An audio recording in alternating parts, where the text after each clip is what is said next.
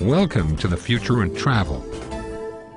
You won't be saying "beam me up, Scotty" like the olden days. Now for the first time ever you will be the first to say "beam me back, Scotty." That is back in time. Yes, you heard right. You all have been selected by our IQ scanner to travel back in time to see ancient Rome. There is one catch. You will need to remember the following information. If you do not, you will reveal our secret and be immediately put to death. So listen carefully.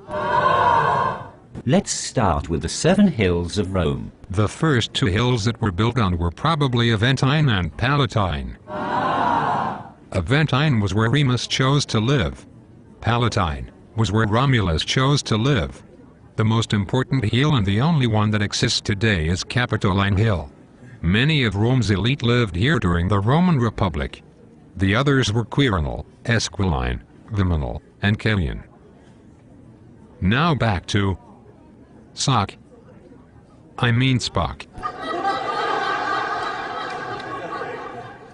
Thank you for purposely mispronouncing my name. One of the walls is the Servian walls, which were the inner walls and were begun in the 4th century BC. The extension of the walls, that went to the top of the Janiculum Hill, was not built until 2 centuries later, in the 2nd century BC. It was built as a defense for the city. The Aurelian walls, the outer walls, went under construction in 271 AD, but were not finished until 280 AD. They were built for defense and are still visible today. Roman transportation were primitive stone paths called roads. Oops, wrong picture.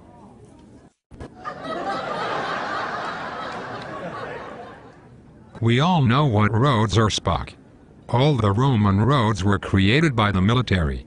The roads were actually a web of roads stretching from major city to major city across Italy, all centered around Rome. I will now count the cities that the roads lead to. You know, Duos, Tres, Quator, Quinque, Sex, Septem, Octo, Novum, Decum. There are 10 cities that the roads lead to. These were Brundisium, Puteoli, Capua, Ostia, Rome, Ariminum, Placentia, and Genua. This means that any road you took in Italy would have led you straight to Rome.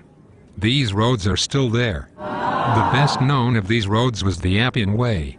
It stretched from Rome to Brundisium. This large field is Campus Martius. It was used for military gatherings, training, and sports. Let's move on to the Circus Maximus. The circus was Rome's largest venue for ludi, public games connected to Roman religious festivals. Ludi were sponsored by leading Romans or the Roman state for the benefit of the Roman people and gods. Most were annual events. The spinner was the central barrier that forced players not to turn early. At both ends of the spinner was the meta. The meta was a signal for the racers to turn. The Colosseum is probably the most impressive building from the Roman Empire. Here the fierce gladiators battled to the death with the Roman citizens on the edge of their seats watching. The building started in 72 AD and was completed in 80 AD.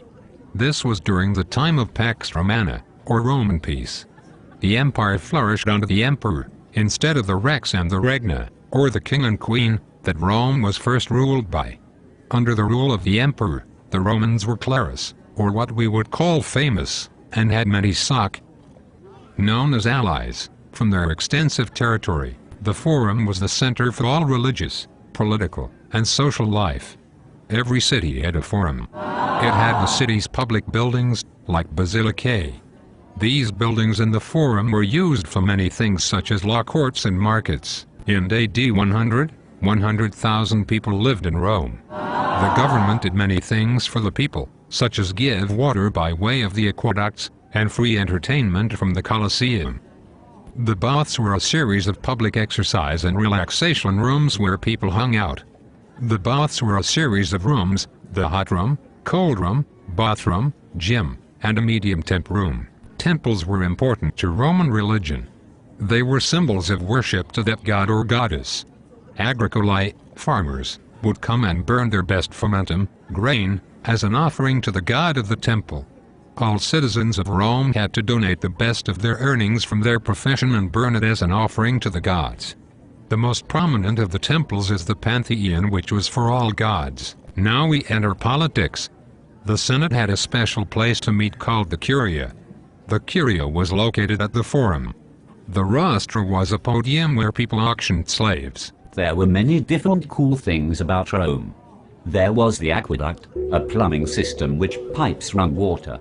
The pipes were supported by many archways. The Cloaca Maxima was the main sewer, made by Tarquin the Proud. Now on to homes. The Domus is a regular house. You get the picture. The Insula was a motel except worse.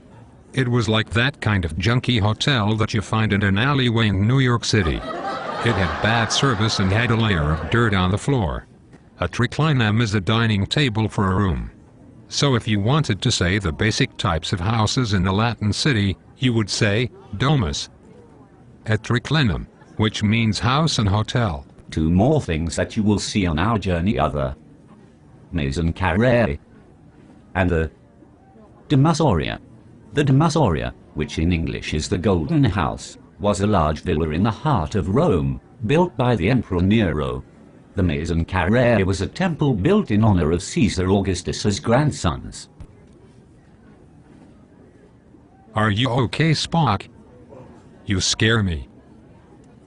This is your chance to go on our mission to explore a strange new world, to seek out previous life and a previous civilization, to boldly go where no one of this generation has gone before. This will be the adventures of the Time Trek Travel Agency.